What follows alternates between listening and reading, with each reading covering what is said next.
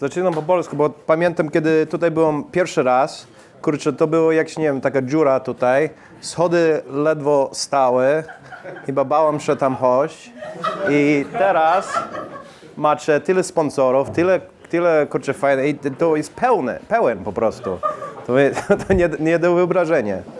Więc congratulations Boris and you guys, because this was pretty badass. Dobrze, więc, oh shit. The future. So, I've been drinking a lot of Polish beer when I was here, so you have to give me a little bit of time. What I wanted to do is talk about the future. So I write about the future, and I am from the future because I see all this cool stuff. I have an iPhone 6 right here. I can't show you guys. And I get to see all this crazy stuff that's actually really interesting and really fun. And everybody asks me, okay, what's next? What's the greatest thing? What's the next greatest thing? And what my goal here is to go through the entire future. So from now until, whatever, 2030. But the problem is we only have about 30 minutes, so we're going to slow down. And we're going to just focus on a few things that you guys, as programmers, as designers, as hardware guys, need to think about for the future. So who am I? John Biggs, East Coast editor of TechCrunch. @JohnBiggs is my Twitter thing. You can email me at john@TechCrunch. So write it down, and then that way you don't have to bother me later. And the reason why I speak Polish so well is because they've forced us to learn Polish in America now. So that's something.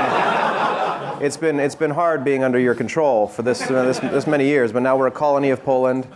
So niech żyje Lech Wałęsa, and God bless the Polish state.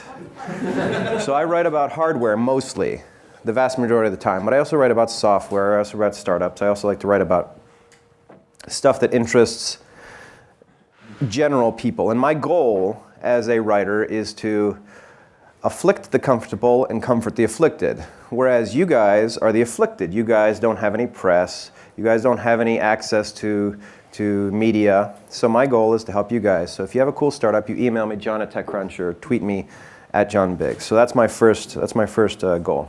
Then, so everyone comes up to me and says, what are you excited about? What's your favorite thing in the whole world? What'd you see? And I look up and I think for about 45 minutes, and then I basically say this. I say nothing. Because I see so much stuff. I see so many startups. I saw one startup that had to essentially convince me that they weren't a clone of another startup just now, and I think they've convinced me sufficiently. But the trick there is I feel like sort of a prostitute, and then you ask her what she did on the weekend, and she's not going to answer. I mean, it was kind of scary, it was kind of weird, but she doesn't really remember that much. She doesn't really think that it was a great time. It wasn't a bad time, but there's so much stuff that you see as a prostitute or as a journalist that you really can't remember anything very, very specific. So, again, I said originally nothing, but it's not absolutely true. So if you guys really want to know what I'm really excited about, I want to talk about what's happened in the past decade. And what has happened in the past decade is we moved past services. We definitely moved past portals. We moved past portals maybe 10 years ago. Now we're into an age of services, like Facebook. What the hell? No, it's not mine. Cześć, Jacku. Nie, mam prezentację właśnie teraz. Tak, nie, Jasz ma prezentację. No, zapraszam, tutaj kurczę piwo zaraz będzie i jest tyle pizzy, że aż strach. Teraz właśnie, to jest pełen.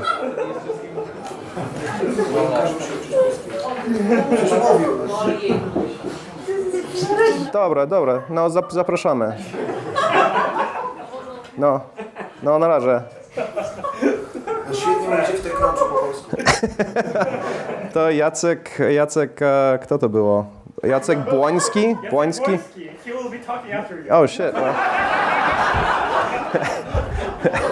So yes, so it's not absolutely true that I hate everything in the world. I'm not that And the main reason why I'm doing this in English for you guys is that way you guys can you can start thinking in English. When you talk to me, or you talk to a TechCrunch person, you talk to Mike Butcher or somebody who's in Europe, you're going to speaking in English. And we're trying to think where you guys are thinking in English.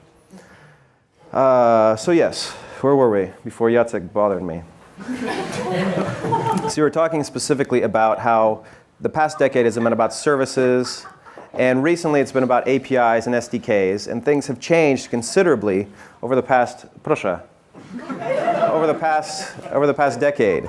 And right now we're in an era where you can almost do anything with anything. Before you had systems, you had programming languages, you had all kinds of great stuff. But now you can actually program hardware. You can build hardware just like you would build software.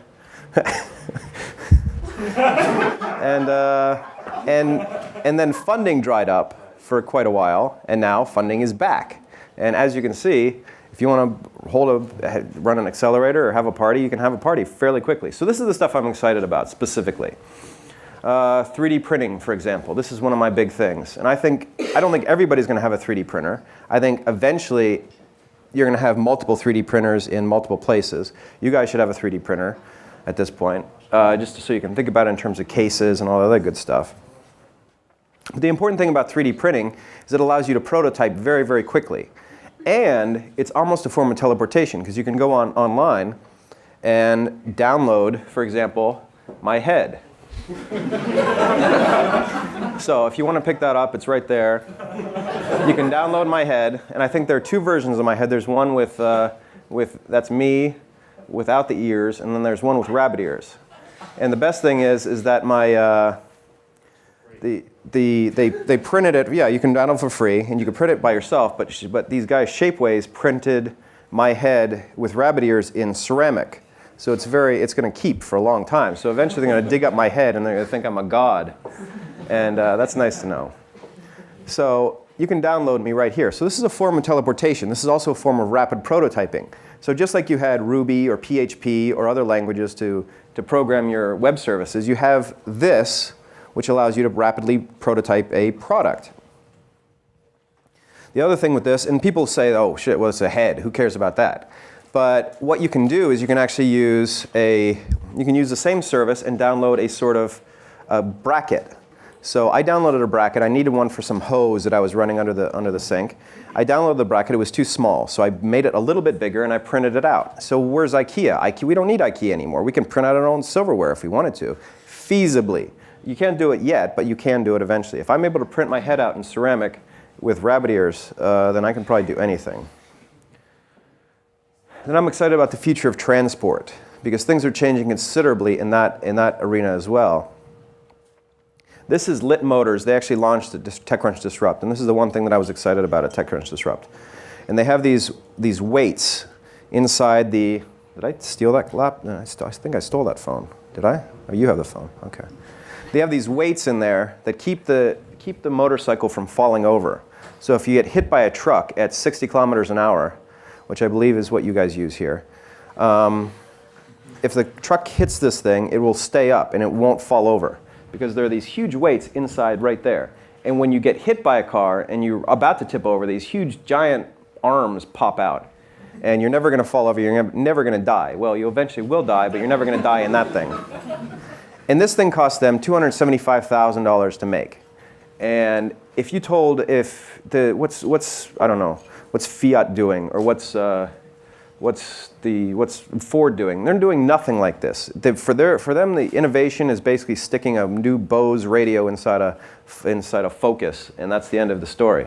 But these guys, and they're just a bunch of guys straight out of college, built this crazy machine that's essentially going to change the world. So I'm actually really excited about this. And the coolest thing is when it starts up, it sounds like something out of Star Wars. So nothing that we have sounds like Star Wars. This doesn't sound like Star Wars. Maybe like Siri does, but yeah. Well, zoom, whatever. But this actually sounds like a land speeder as it starts up. So that's what I'm excited about too. So what we're seeing, we have two things. We have two ways of disturbing the future.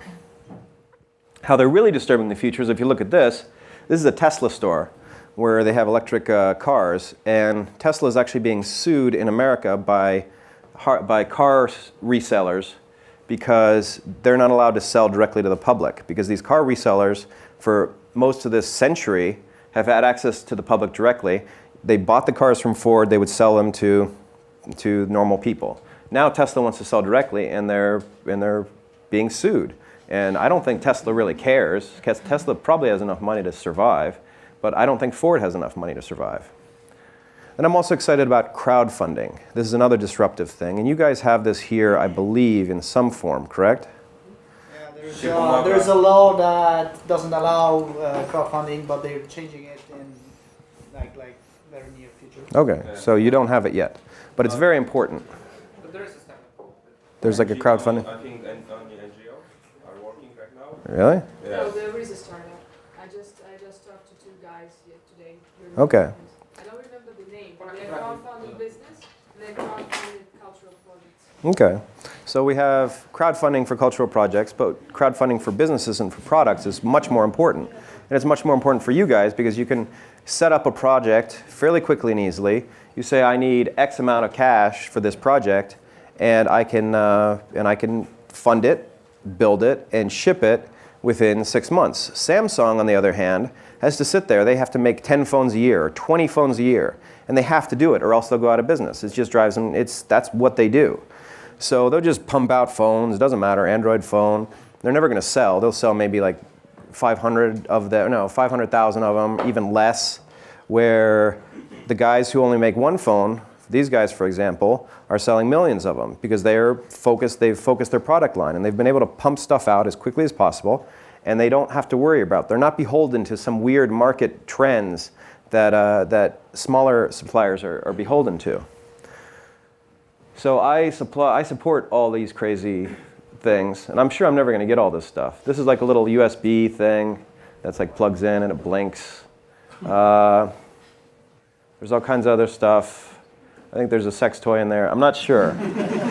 I paid a lot for this stuff. Okay, so all the disruptive stuff. This is the disruptive stuff that I'm noticing right now. New technologies. New ways of manufacturing and shipping. These are all very disruptive to old industries. So say you're China and I'm looking at crowdfunding, or I'm looking at MakerBot. I know that I'm not going to be able to keep up. At some point, somebody's going to make a MakerBot so good that with such high resolution that they don't have to ship out all this garbage in for 99 cents at the store and that you go in and buy. They don't have to make 100,000 of these things. We can make one in our attics. That's fairly disruptive. Now here's the stuff I'm not excited about. This stuff is dead. So Groupon clones, if you're doing that, don't do that. E-commerce subscription plays. What's popular recently are these things where you order like diapers and you keep getting a bunch of diapers. Like every month you get diapers. Or like shavers. You get shavers every month, and I have like 20 shavers now. Underwear. I have like 40 pairs of underwear, and it's not being used. And if anybody needs any, just let me know. We'll hook you up. One really is enough, and I change it at least once a month, and whatever happens, happens. I mean, a man is a man, and there's stuff down there that happens, and I'm out of my control. Gamification. If you're doing that, don't do that. And social anything. If you're using APIs to connect to social webs, I'm talking about more like a Facebook clone as opposed to using Facebook's API to log people in. So that's what I'm trying to say. So this is all the stuff that's kind of dead. And if I see this in a disrupt, a disrupt application, I usually ignore it. So what should you be working on?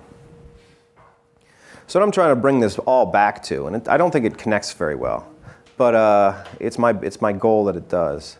So what I want to bring this all back to is that these devices that we talked about before, this little motorized car, this 3D printer, the crowdfunding, this takes a lot of control of our market and our business and our information systems. No, hold on a second. All our information systems out of the hands of people that we don't want it in. And what I want back, what I want all these things to do, is give me back my focus, my time, and attention. So as you notice there, I got a little stupid ping on my phone, and I'm going to have to check it all of a sudden. But what I want is my focus, time, and attention back. We were talking about this on the site quite a bit. And over the past decade, we've had systems that give us badges. to do stuff and give us little magical prizes, and we get so excited, and we get so, it's like Pavlov, it's like the rats with the pellets that come out and they get zapped, and then the things and the dogs and the Pavlov. It's all like that. I'm not very good with psychology. But it's just like that. It's a Pavlovian response to the things that we have in our pockets, the things that we own, the things that we use. And I'm trying to convince you guys to change your ways and make things that are a little more, I guess, simpler, that give me back my focus, time, and attention. So the first thing to think about when you're starting a new business, you don't own me, I don't own you. Nobody owns anybody's time, attention, and focus. So you have to think about your business in a way that may not be scalable outright. It may not seem that you can scale, say we're going to e-commerce business. E-commerce is a scaling business. You got to sell more garbage to make money, and you have to keep selling garbage to keep doing it. So why not think about an alternative to e-commerce? Why not think about a crowdfunding system? Why not think about a way that people can invest in projects automatically or using PayPal or some other system?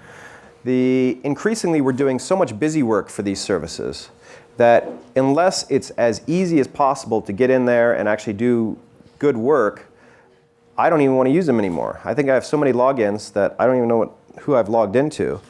And I mean, think about everything that we use every day. Think about everything that all the work that we do for Facebook. If Facebook had actually harnessed our work and gave us problems to solve, I bet you they could probably solve cancer. But no, all we do is just fucking click on pictures. Eyeballs are over.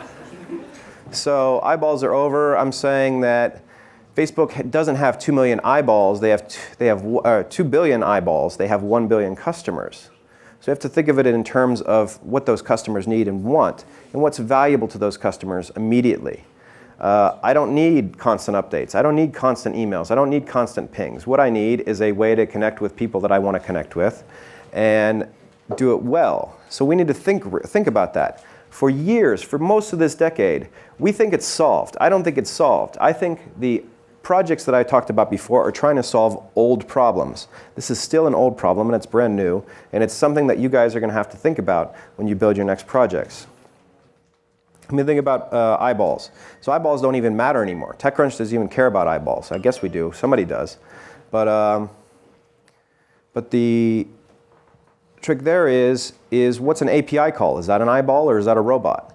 What if somebody uses your SDK? Is that an eyeball or is that just somebody using your service? What are you building for people that's actually going to help them get their work done in a more streamlined and a more simpler way? What I need, and what I want you guys to build me specifically, is stuff that helps us focus, stuff that helps us come back to where we were 12 years ago. Because we've moved in a very, very fast pace, and things have changed considerably, and it's pretty shitty if you really think about it. 56% of people wake up with tablets in their hands and go to sleep with tablets in their hands, like homeboy here.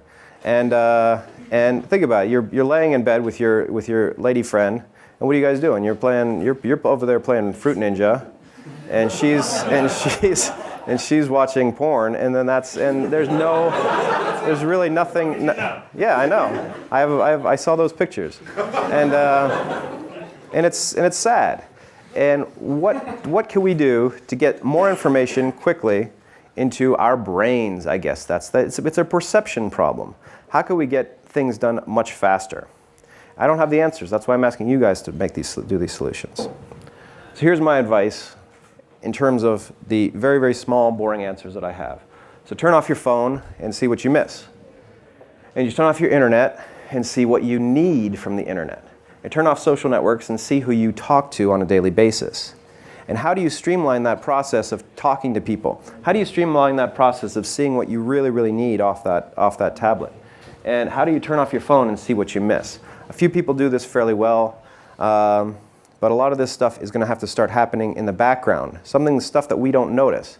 Path, for example, tried to do it. Color tried to do it. There are a couple of those like social network things where you walk around and somebody like pops up on your thing. They all try to do it, and they haven't really pulled it off. So that's the next big thing. So in terms of my advice, and I don't have any advice, I'm just some jerk. is a sort of a 3-step process. And you guys already know this process. It's not that difficult. It's a process that's been around since 1955 when, what's his name? Watson put this on his desk at IBM. You have to think. I don't think we're thinking that much about what we're building. I think we're pumping out as many betas as we can. We're pumping stuff out early. We're pumping out stuff that's not that interesting to people. We're pumping out stuff that hasn't been tested. And we're pivoting more than we actually should be pivoting. And I see this all the time. So think about ways to pull us out of this social rut. Think about ways to pull us out of this data information glut. Think about ways that we can see what we need to see as quickly as possible and as easily as possible. A lot of guys are doing this now. Apple's doing it, Google's doing it. I think you guys can do it too. Then we do stuff. We do. Everybody does. Everybody Poops is a famous book. A very, very famous book for kids. Everybody poops. A horse poops, baby poops. But what you guys are going to do is everybody comes up to me and asks me questions. So what should I do this? Should I quit my job? Should I not do this? Should I not work at Citibank? And should I build my startup? Yeah, shit, do it. Like, well, I just can't. It's impossible. Well, then what's the problem? Well, I don't have any prototypes. I don't have any cash. I can't pull it off. Well, okay. So first off, you got a 3D printer that you can get for fairly cheap. Maybe your grandma can buy for you. So if you need a prototype, it's right there. Second off, you need funding. You have crowdfunding sources, which are growing here. Or you could incorporate in Delaware or something, and you could set yourself up over there. You can do it that way. And then if you say that it's too hard, these guys in California built a goddamn motorcycle that doesn't flip over when you hit it, which is something that motorcyclists haven't had since the dawn of motorcycles. Usually when you get hit on a motorcycle, most of your parts fall off. Whereas this, ideally, allows you to keep some of those parts as you slide down the highway. So I'm encouraging you guys to think about things in a brand new way and to try to experiment with not only hardware, but hardware connected to software. I think the best example of hardware connected to software is something like the Amazon Kindle. If you look at the tablet that they made, so if you say to be spiritual, you guys are Catholics, so to be spiritual, so like God is Jeff Bezos, and then the Holy Spirit is Amazon's product, and then Jesus is the tablet, because Jesus is the incarnation of both those guys and both of their wills. And then Jesus comes down, and then he has to die. So maybe the tablet they just cancel the DX, the biggest one. So that's him dying. But he comes back. So there you go. So I've just insulted the entire Polish religious. Hopefully everybody here is atheist. But as an avatar of a service, as a device that's connected to a service that does one thing very, very well. Kindle does books very, very well. It doesn't have to do anything else. And people will pay for that. As long as it's cheap, as long as it's easy to use, people love that stuff. And they eat it up. So why not think about it in those terms? And then something like this is like the Fitbit. So this is a tiny little thingamajigger. And everybody in the 70s, they always had these pedometers. But this thing tells you how much you've walked, and it tells you what you weigh, and as you get fatter and fatter and fatter, like I do, it reminds you that you may want to slow down with the beers. And, but I don't. I refuse. I refuse to listen to software. But it's a device which fits in your pocket. It sits right there, and it's connected to a piece of software in the cloud. Before, these things were self-contained. Before, it's like a watch. It's not connected to anything. Now, everything can be connected to everything. Then, when you fail, which you will, you repeat. You do it again. I've failed plenty of times. Maybe once, but you fail and you begin again. The guys who did MakerBot, they started out doing open source hardware. And they sold their open source hardware for years and years, and then suddenly they got funding, and now they can actually build a piece of hardware that looks like something proper. It looks like something that you would put in your kitchen to produce, I don't know, plates and stuff. So you just keep repeating. You keep reiterating. I'm not going to say pivot. I don't like the word pivot, because that basically says like, oh, I just gave up. No, what you say is like fucked up. And you cancel and you pull it off again. And maybe you don't get funding next time, but now you know where to get funding. Now you have crowdfunding. Now you know where to get prototypes. Now you know where to build stuff. So that's all I got to say about that. I think we got a little bit more time left, but whatever. We can do some chit chat. I only have some time outside in the garage, but Do we have any questions? Okay, if you have any questions, just raise your hands and I'll give you the microphone because we are recording and you don't hear it when you... Okay? Why gamification is dead? Because everybody and their dog's already done it. Everybody's already done it. Every time I get so many gamified learning, gamified, I don't know, what, dating. Grindr, I think, is gamified. I'm not sure how that works, but it should be gamified, actually. So that might be, that's the one you can do. You can do Grindr gamification. It's not, gamification, in my mind, is a infantilization of the processes needed to get people to do stuff. As long as we can cut out this gamification, as long as we cut out these badges, yeah, it's fun to see like your Foursquare check-ins on Twitter. But we've already seen these about 4 years now, or 3 years now. I think we're past that. We can move past that. We don't need these constant badges. We don't need these constant distractions. As long as we can figure out a way to incentivize users, which gamification is. It's incentivizing without giving them anything. You give them bullshit digital prizes, really. And I mean, if you go to a fair, you maybe get a real prize. So maybe send them a prize. If you want to gamify stuff, send them like a little stuffed animal or something, instead of giving them a digital badge. You feel me?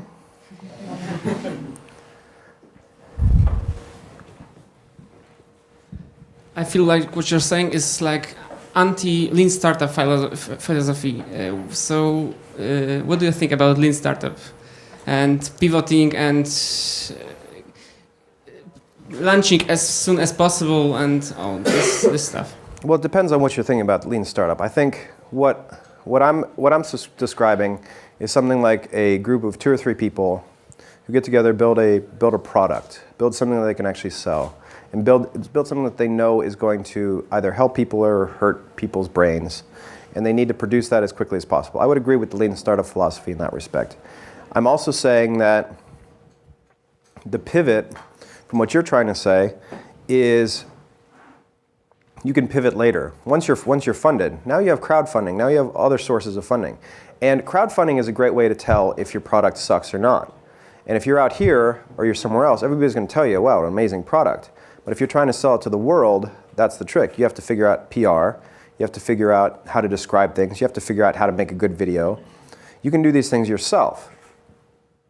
I would equate it to something like publishing. So remember, if you wanted to say, we had publishing before, you wanted to get out a book as quickly as possible, and you got your funding, you got your book deal. But almost nobody got a book deal, really. But now you can e-publish and you can self-publish. If that book doesn't work, you're going to write another one. You're going to write another one. It's basically within yourself to pull this off. Unless you're building like a freaking, I don't know, a tractor that picks up trees, you probably don't need that much cash out of the box. Would you agree? All right. So that's generally my idea there. So I think that one of the things that's going to be hyped now is also Internet of Things. So what's the coolest application or appliance that you've seen like last half a year? Well, I don't know if the guy wants me to talk about it. It's essentially a little thing that's connected to the network, and it knows how many people are in the room, what their sexes are, and can scan you by your phone. So if you really think about that, that's pretty crazy. Polish, right? It's Polish. You know the guy. It's pretty insane. And I'm really fascinated by that because on one hand, it's a massive invasion of privacy. And on the other hand, it's actually great for a store, or it's great for a chain of stores, for example. They know that this store only gets 50 people per day, and this store gets 100 people per day. They know that it's all women who go in there, and they know that they buy mostly in this shelf, which is amazing data that didn't exist before. And all it is just some little thing that sits up in the corner. So that is one way of thinking about the Internet of Things. On the other hand, we already have the Internet of Things. If you think about it, almost everything has a web browser in it. Almost everything has a web address, has a MAC address. So we can address almost any device on my person, except for the beer, you could probably address directly. So the Internet of Things is sort of a symptom of what's going on, which is the connection of hardware to the cloud, which we literally didn't have 5 years ago. or we didn't even have it 2 years ago. Things have gotten so close to so close to the internet that we're almost always connected. And if we're not connected, we're constantly pinging bacon that can be used to figure out what we're doing and what we need. So. Hey, I'm Stefan. You mentioned time, focus, and attention. That's what people need. I was missing the money factor. Well, that's what you need. People like to get paid. Yeah, I know you do. I was following the idea of privacy as a currency. What's your take on selling your data, getting paid by Facebook, or sharing something for getting a reward? Well, the trick is, I don't think a lot of Facebook could feasibly aggregate that sort of payment system, and they could say that if you offer your email address to this guy, he'll give you 50 cents. And actually, well, hold on a second. This is a good example. Just today, Facebook India actually is giving away $1 to people to register on Facebook. And it's funded by, I suspect it's funded by it's like a mobile operator there, so they pay them for the advertisement. And the mobile operator says, hey, join Facebook and you get $1. And Facebook gets so many subscribers in India that they could feasibly, I don't know, make a database of all Indian human beings ever. And the mobile subscriber gets to be associated with Facebook, aligned with Facebook, which is very valuable for them. And then a bunch of Indians get to be on Facebook, whether they like it or not. And that's actually a very good example of privacy as currency. The other thing is something like, I think it's more applicable here because you guys you have stricter privacy laws than we have. Over there, you can do whatever the hell you want. But yeah, it's a very good point. And I think that Facebook is exactly where we're going. Log in here, do this app, and you get 50 cents. I don't think. It's a clear business relationship. Yeah, it's a clear. Have a problem. Instead of telling me you get paid by being better connected. The issue with that is I haven't seen a thing like that works. If you can pull it off, then go for it. But I've seen lots and lots of people try. Maybe you get like, I don't know, a prize for going to certain websites. I know it's very primitive, but it's still in a very primitive state. So that could be a feasible next step. Again, focus, time, and attention. If you can give them money, yeah, maybe that kills all your focus, time, and attention, period. But in the grand scheme of things, what we're dealing with is mostly free apps right now that are trying to monetize. And they're not going to monetize by giving money away. May I allow to have a second question? Yeah, sure. Since you're into hardware and software as well, is there anything we could learn from the porn industry, since they were leading technology development for so many years? And what's your take on that? As a consumer of pornography, I think the porn industry is kind of in a stasis now. They don't know how to sell themselves. And if they can't sell that shit, then you guys can't sell anything, because that's a big problem. Think about it. This is like people having sex, and they can't even sell that. So it's going to be micropayments. I would say the future is micropayments in porn. Once they build the app store of porn, which is like 99-cent little bit of stuff, that can be accessible almost anywhere, then you've probably got a big deal. I also think in hardware, I don't want to say that it's been tried in my household, but there's telepresence, which is an important thing. So you have somebody on one side, and then you have somebody on the other side, and you have a thing with the stuff, and you put the stuff in there, and you go, and telepresence. The cloud, yeah, it's all about the cloud. So there you go. That's my porno take on things. If you're so much into porn, just want to ask you a question, as I'm also into porn. Sure. Make Love Not Porn.tv. What do you think about it? I haven't seen it. Is it amazing? Haven't seen it? Ah. What is it?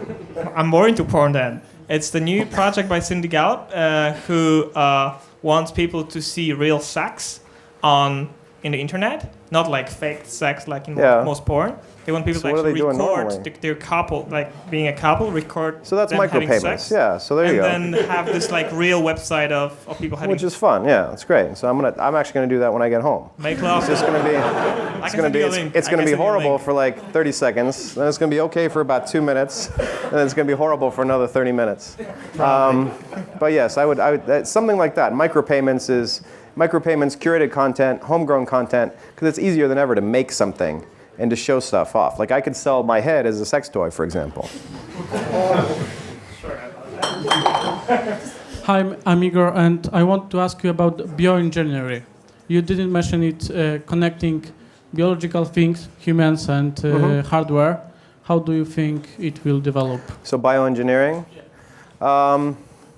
And right now what we're dealing with is we're dealing with stuff that has to be put on the body. But over the next few years, probably in the next decade, we're going to have stuff that goes into the body. So you have there's a chip right now that you can put in on the surface of the brain that can control an arm, for example. And I think that was in Science or something a couple weeks ago.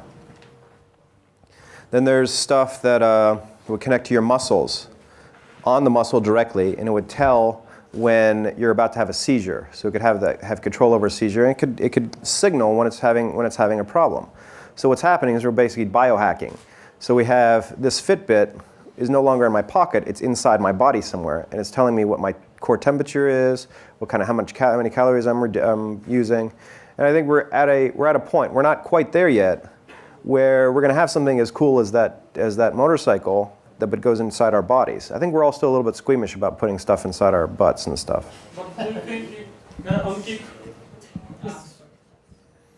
Do you think it will survive on Kickstarter, for example? Biohacks? Well, I mean, it's hard to sell a biohack because you actually have to have a doctor insert that thing. So if it's on the body, if you can carry it like on your arm or whatever, because there was something like that did like a sensor. If you can do that and you could have it on your body directly, or you can have like an emotive engine, which is that thing that you put on your head.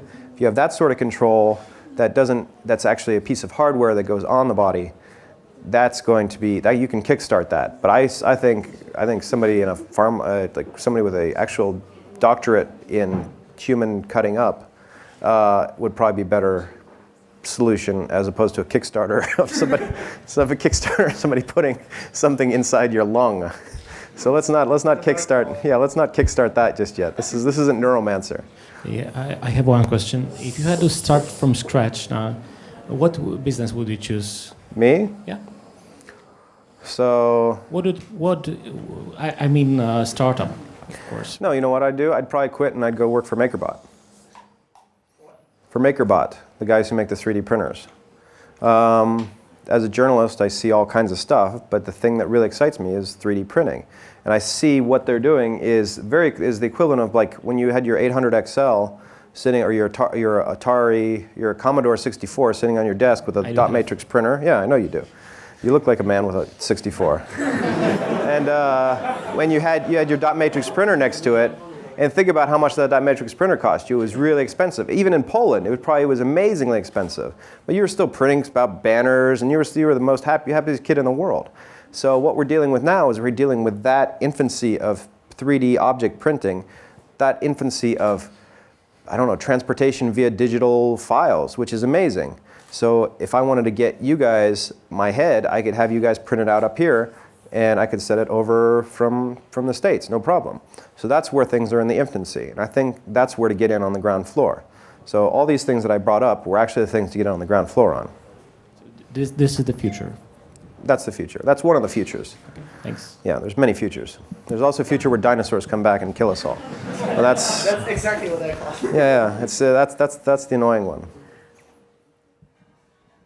Hi, I'm Michael. I wanted to ask you about how do you see things regarding software that makes you save money? Because we're still in a crisis in salt, so people are looking to saving money, but for real. Not like via Groupon and everything like this, but like doing the stuff that they do on a daily basis. Yeah. Here I see a future for the gamification that you mentioned that's over. For example, if you drive a car on a daily basis, and if you do the same, let's say, trip on a daily basis, if your board computer challenges you on making a lower, let's say, fuel consumption than you do on a daily before, that could be another way to gamify your everyday life, you see. So I wouldn't call that gamification per se. I would call that more education. And something like saving money can be valuable. You can do it in a few ways. There's one thing that I saw recently where they said you would scan in an object, you'd scan in like a shirt or something, and you say, I'm going to save that money. I'm not going to buy this shirt, but it's going to go just directly into a bank account. So you build this bank account of stuff that you haven't bought. So if I go out and see something that I want, I'm going to say, I'm going to hold on to this thing. I'm going to buy this thing, technically, but all that money is going to go into an account that's going to give me some savings. Or you have something like Betterment, which is an investment platform that's really easy. It takes money out of your account automatically. It just sits there and grows. And that's one way to save money as well. Potentially you can gamify that, but I would say that's more about education. So what you're saying is that your computer tells you, hey, slow down a little bit and you'll save X amount. If that's what you want to call gamification, what I see as gamification is sort of like a little party hat that pops up and says, you won the green flag for today. But what you really need to do is, like, if you slow down X amount, you're going to do a certain, you're going to save a certain amount of money. And I would say the Nest, for example, if you've seen the Nest thermostat, there's a little green thing that pops up and tells you that you're within your range of eco-friendliness or whatever. So if that's what you want to call gamification, I wouldn't call that gamification. I would call that just a bit of education, a small flag that pops up, as opposed to you saved 5,000 joules today because you didn't fart. Yeah, but like for example, in my case, when I do every weekend a trip of 130 kilometers, I usually tend to try to save more and more fuel on that trip, and I relate to my board computer in that case. And when I can save 0.2 liters per 100 kilometer of fuel consumption, I'm really happy about this. And this is a kind of a reward. That's called being autistic. So you're gonna have to work. You have to work through some issues. Yeah, exactly. But if you build an app around this thing. So at the end of the day, you get a little flag that pops up and says, "Bing, you save 0.2 liters per thing." But how are you going to get that data? Where's that data coming from? From your car. So if you could pull that off and you can do that, and you can have a little dashboard on your phone that says, "Hey, you're driving really well today," then go for it. Then do it. And you're giving people focus. You're saving them attention. You're giving them peace of mind. But don't do it in terms where you share with your friends and make it viral that way. Yeah. But it's a piece of education. If you stay within this green line, you're going to save X amount. If you don't stay within this green line, you're going to lose 0.2 liters. I think you're focusing a little too much on these liters, though. You just drive. Okay. Okay. I guess John. I think it's the end of Q&A. We have to go. We have to proceed. But John promised to be here for at least half an hour. Yeah, I guess so. So I guess he'll go to the garage. So if you want to talk to John, go there. And thanks a lot to you to actually coming here again. Big ovation for John. All right.